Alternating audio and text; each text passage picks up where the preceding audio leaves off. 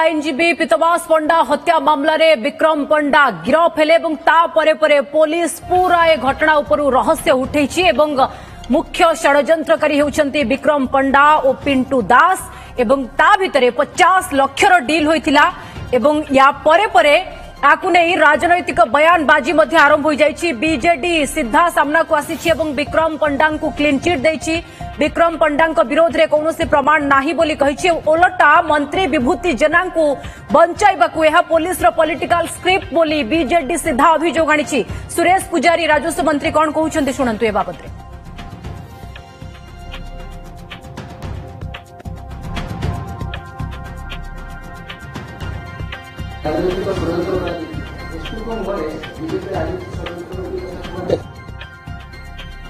तो स्वीकार न करेंगे मु पूरा गंजाम एसपी पूरा प्रेस कॉन्फ्रेंस में शुणुली गोटे गोटे कर पूरा आरंभ शेष पर्यंत षड्यंत्र इतिहास से वर्णन कली क्यों अपराधी मान को एथिरे नियुक्ति कराइला केते पैसा देवाई योजना होता केते पैसा एडवांस दिया से माने क्योंठू आसिले क्योंठी रहिले एवं हत्या कला परे लुचिवा जाकि क्यों मान पाखे से शरण पशिले क्यों माने से माने अपराधी जानिबा सत्वे शरण देले ये सब विषय जो वर्णन तार परे जदि विजु जनता दल कहूची जे एथिरे विजु जनता दल कौन नेता संपर्क नहीं ताले मते लागुची जे सत्यर अपलाप करुछंती एवं निजर दलर लोकंकर रक्षा कवच हवाई चेष्टा करी अपराध को उस्कौछंती बिना प्रमाण रे यदि जन को किए अरेस्ट कर दिए कोर्ट रे ताकू जेतले उपस्थापना करा जाए कोर्ट ताकू नेबो नहीं बेल संगे संगे मिली जिवो प्रमाण नथिले बेल संगे संगे मिली जिवो यदि बिजु जनता दलर प्रमाण जानिबार आवश्यकता अछि पुलिस संगे संपर्क करी कि कोर्ट संगे संपर्क करी समस्त पुलिस दस्तावेज को पाई पारिबे से माने तेणु सबु जिनस तुम्हें समस्ते केही दोष युक्त नुह एवं शेष एटा भी कही पार जे पीताम्बर पीतवास पंडांकर हत्या भी ही नहीं कही पार ये भलिया घटना को मु विचलित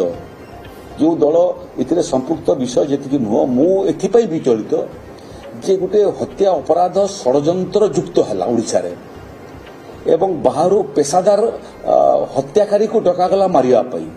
बंदूक व्यवहार है एडवांस पेमेंट है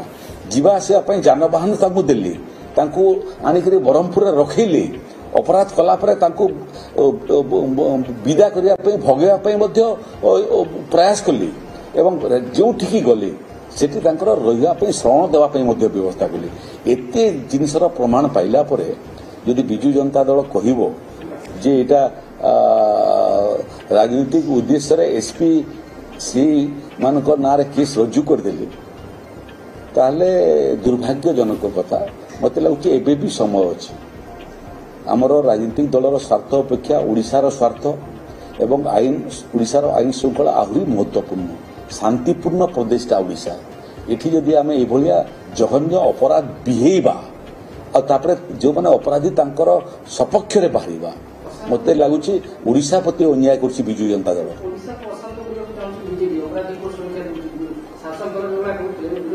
जो समय सरकार थिले से समय मध्य एभलिया करूथिले किंतु सरकार थिबा कारणरू आईन तार बाटर रे जाऊ नथिला एवं अपराधी पाखरे पहुंचू नथिला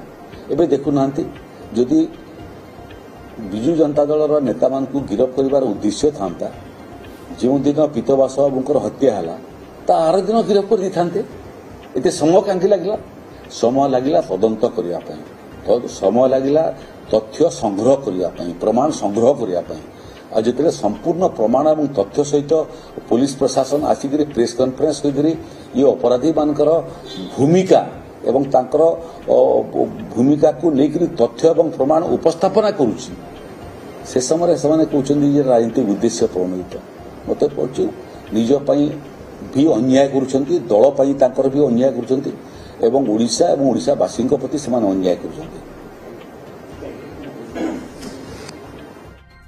राजस्व मंत्री सुरेश पुजारी बीजेडी रो प्रेसमिट को सीधा काउंटर करिसेंती एवं कहिसेंती जदि बीजेडी एभली कहबो एहा अपराध को एवं अपराधी को आहुरी उस्काइबा भली मंतव्य एवं प्रमाण नथिले संगे संगे बेल मिली जिवो बोली मध्य राजस्व मंत्री कहउछंती एवं कहउछंती एते प्रमाण मिलिबा परे भी जदि बीजेडी एभली कहउछि एहा दुर्भाग्यजनक कारण बीजेडी सीधा सामना को आसी कहिछि जे एथरे विक्रम पंडांकर कौनसी भूमिका नाही राजनैतिक उद्देश्य रखी विक्रम पंडांक पॉलिटिकल कैरियर को शेष करबा पई बीजेडी को बदनाम करबा पई आगो को नुआपड़ा उपनिर्वाचन बीजेपी हारिबार भय पई जानी बुझी एभली चक्रांत रचा जाइछि एवं